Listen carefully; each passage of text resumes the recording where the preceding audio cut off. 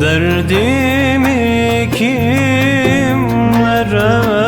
desem, başım alıp nereye gitsem, bu dert beni öldürecek.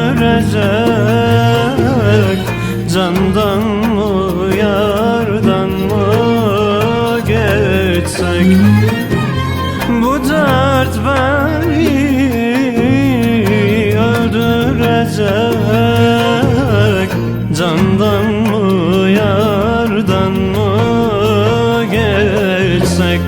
Ah ah ölüyorum, vah vah seviyorum, vallahi çok seviyorum, billahi de seviyorum.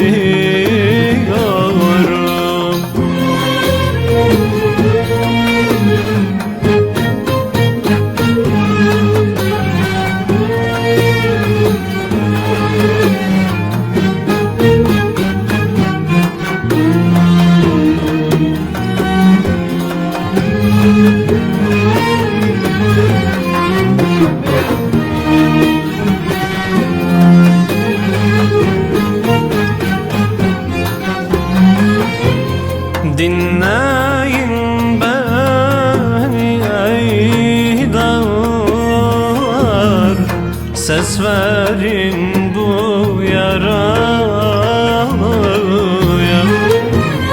Duyanlar, gören ağlar, böyle batı karalıya. Duyanlar,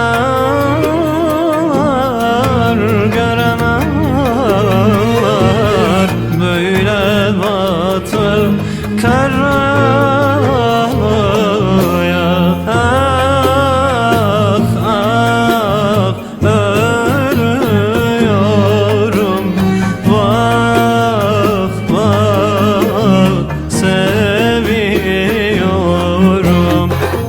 vallahi çok seviyorum, billahi de